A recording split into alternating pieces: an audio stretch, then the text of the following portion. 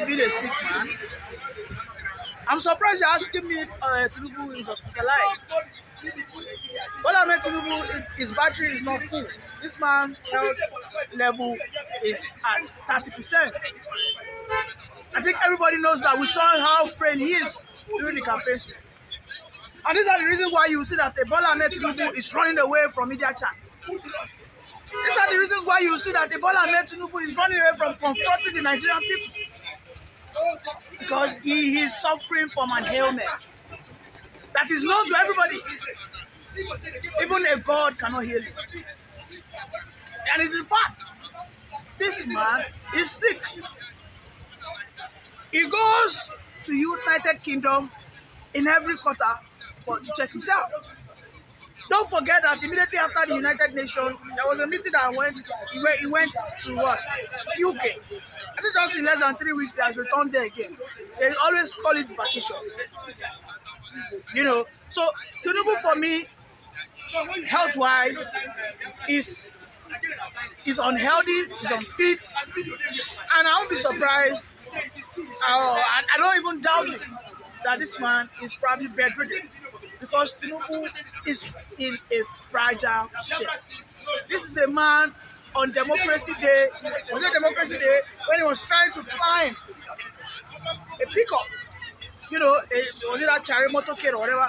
We saw how he rolled and fell. God helped him, he didn't hit his head, you know, but he fell. When he's walking, you will see how he calculates his steps. He is just closely in that situation Biden is. Everybody knows Biden is also not feeling well. So, I mean, he's aged. All I mean is an aged man. The age he gave us doesn't represent his physicality. Kelly Alake is just 69 years old or thereabouts. Tinubu is claiming to be 71.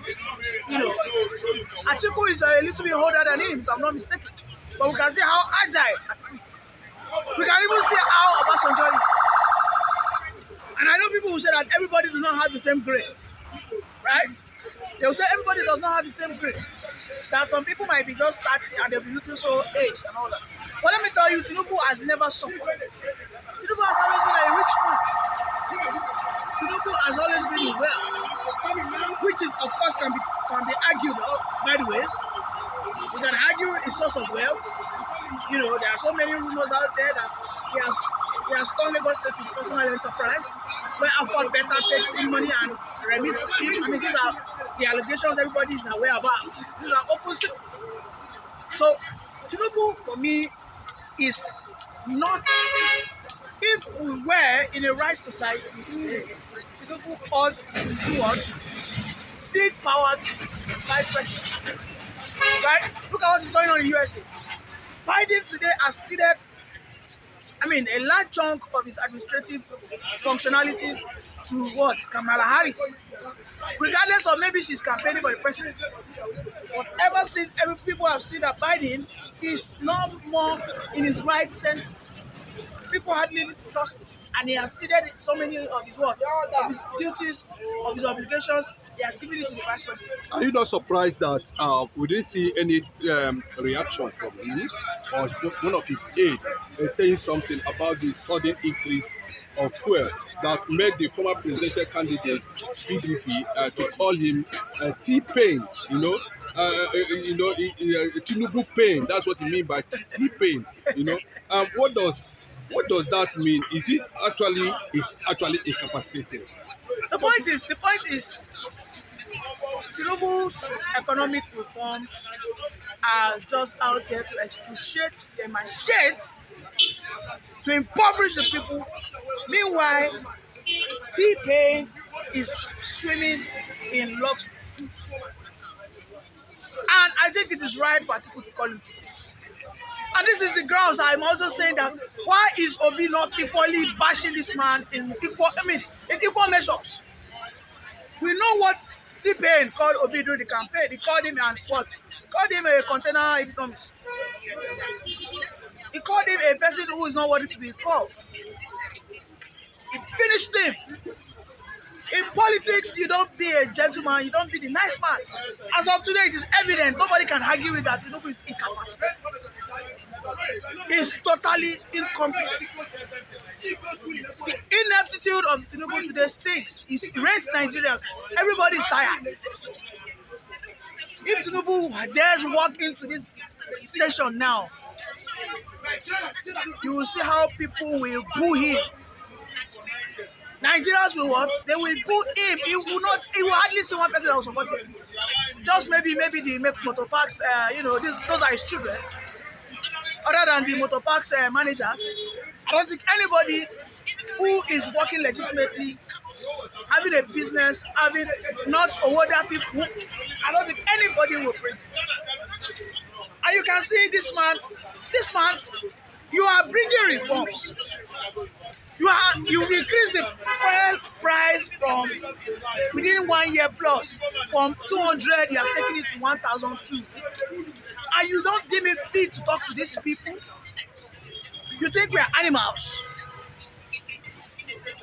The aides themselves are don't, and are even quiet. They don't even know what to say. They keep telling the Nigerian people that they should stick to T-Pain's policies, that there will be better days ahead. A former governor of Rivers State, Rotimi Amechi, and also a minister, former minister, said that at this level Nigeria found themselves. Why is it that everybody is quiet? And that is the most worrisome thing about the Nigerian people. Yes, Rotimi Amechi, don't forget Rotimi Amechi, immediately when the mandate was robbed of, during that 2023 saga, Rotimi Amechi came out. He said Nigerian people will not come out even if you tell them the truth. Even if you show them the pictorial evidences and look at how they stole look at how they are stealing your resources. The Nigerian people will still be quiet. He said that the Nigerian people are not worthy to die for. And I think Tinubu understands this perfectly. And this is why you see Tinubu anytime the Nigerian people are trying to shout. What do you think he does? Try and give them bag of rice. Try and give them bag of rice, let them eat. They are hungry. And this is why Amechi is clamoring that Nigeria today ought to be in flames. If the Nigerian people are serious. The wife said the husband is not the cause of the hardship. That is just another hypocrisy from a pastor. You don't need to be told he's a fake pastor. This is the same woman who said that some people should be thrown into lagoon. Don't forget. Has she ever come out in that time to apologize? If the wife of the president tell you that it is morning outside, you should understand that you are in the middle of the night. Deception. Are you with me? Deception. Tinubu told us that he has caught the fleet, the entourage, if they are traveling out, that they've reduced it. Have you seen the recent convoy? Tinubu told us that he was going to cut cost of governance. The following month, he bought an Escalade, followed by a 150 billion private jet, presidential private jet. So you should know that these people are inherently liars.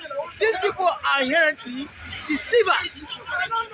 These people are inherently usurpers who have mastered the art of how to trick the Nigerian people. Was it not just 2 days ago I saw a statue of the First Lady being unveiled by the Ooni of Ife? I was so shocked and I was so disappointed. Show me one tangible thing this woman has done. Show me. Let us start from this Chekiri. The Lukomis, the Yoruboids, the people who are in Delta states. What significant achievement, what milestone, what victory, what legacy has she laid? That our statue painted in gold is being erected. This is how people are immortalizing mediocrity in Nigeria, and it is so unfortunate that a first-class king is the one commissioning it. How unfortunate Nigeria has become. Going back to Rotimi Amechi, Nigerian people also are culprit, they are complicit in this matter because when they agitate, Tinubu has understand that let me give them rights. You will see that the rice have gone to the north, most times, then southwest. How many times have you seen the rice go to the southeast? Because it is not welcome. Because their consciousness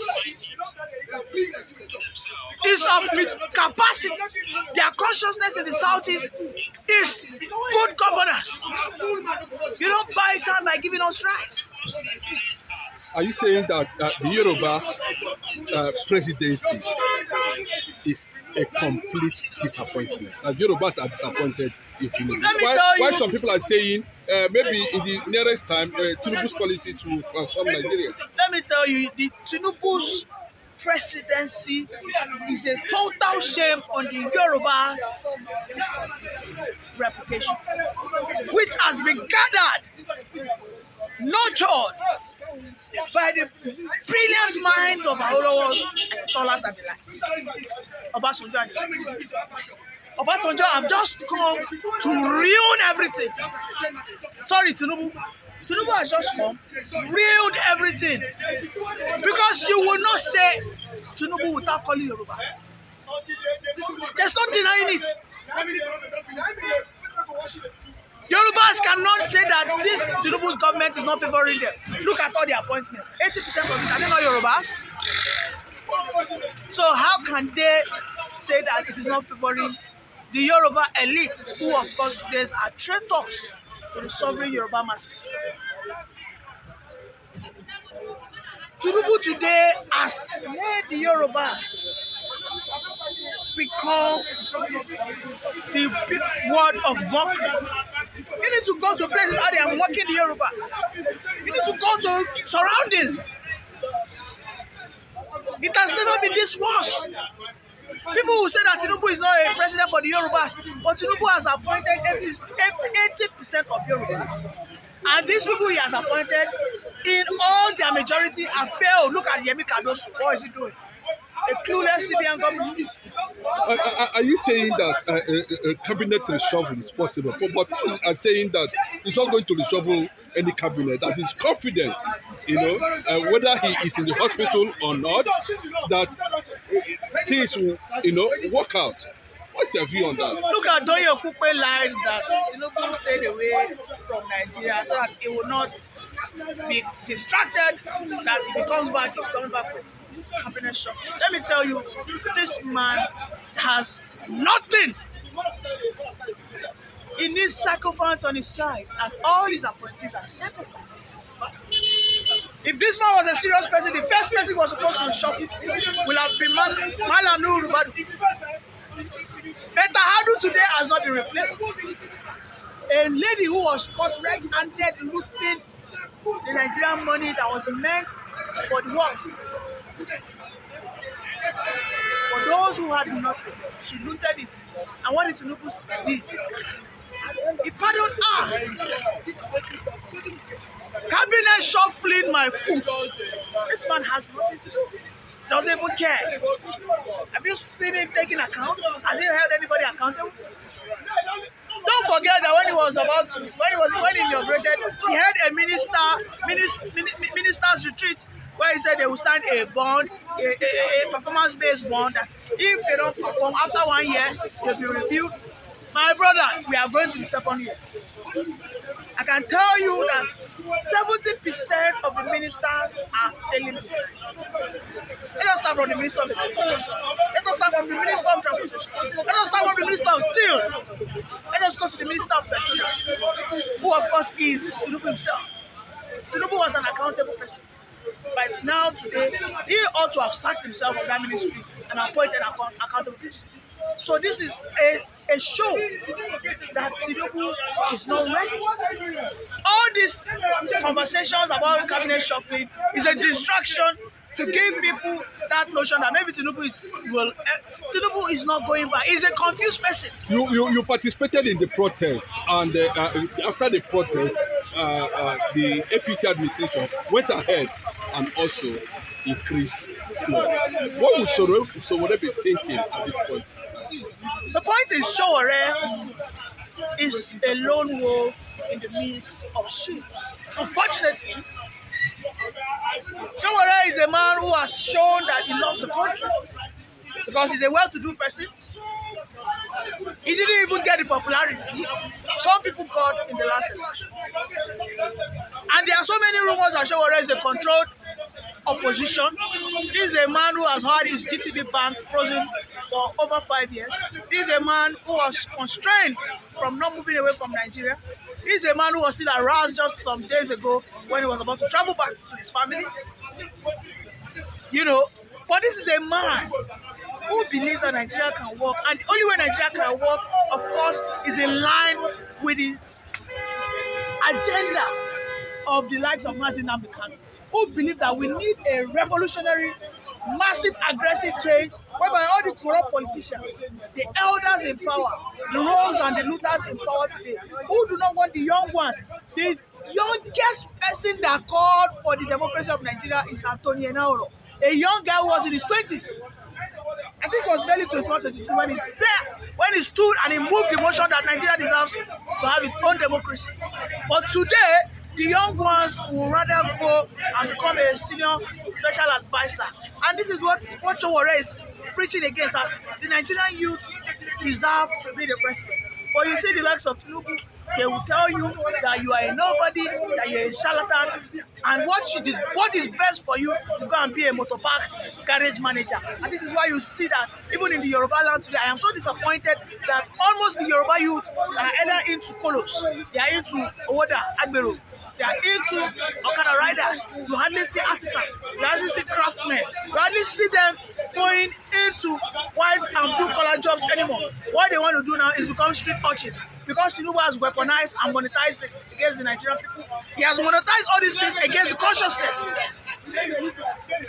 And now they will tell you that if you are not rugged, if you don't have those who command the street at your beck and call, Do you subscribe that with the Hausa, Fulani, Yoruba having enjoyed power and Nigeria continued to somersault? Do you think, from what people are saying, they should give a trial and the Igbo man a trial? Would you look at that from that perspective actually? Absolutely, the Igbos deserve to test that power. And if the Igbos couldn't achieve it through an open election, they can get it through an open consensus between those two tribes that you mentioned. I am a detribalized person. I think I have proven myself enough. Yes, I know I speak Yoruba, I am born into Yoruba family, I am a Yoruba man, but I am detribalized. One thing we must know is that Nigeria stands on a tripod, and that is Yoruba, Hausa, and then Igbo. We have so many other tribes, but those tripods are the what? Are the key pillars. And there should be a consensus. But the consciousness of the Igbos is a threat. The business sagacity of the Igbos stands as a threat to the Yorubas currently today. When some Yorubas are saying the Igbos are taking away their land, and then I ask, how is it the fault of the Igbos? It is the fault of the Yoruba leaders who have failed to follow the legacy of our Lord. It is the fault of the Yoruba leaders who have failed to continually ensure that every Yoruba child is educated and is ensured is built on capacity. These were the things Awolowo did. And by then, when Awolowo did it, Yoruba was stopping. Everybody knew that. Every Yoruba was stopping. Are you surprised that Asari Dokubo is embarrassing the Nigerian army? Look at Asari Dokubo is one of the boys that Tinubu has empowered. And I can categorically tell you that nothing will happen to Asari Dokubo. Because as far as I'm concerned, Asari Dokubo was one of those machineries that was in Abuja, don't forget, during the campaign. He danced on a marathon. They had a dance, should I call it a dance-a-thon? In support of Tinubu. They went with about 20 coastal buses. I can't remember what they call themselves. They said that they were in support of Ashwaji Bola Ahmed Tinubu. And they danced non-stop. And who was financing them? Tell me, who do you think was financing them? Of course, your guess is as much as mine.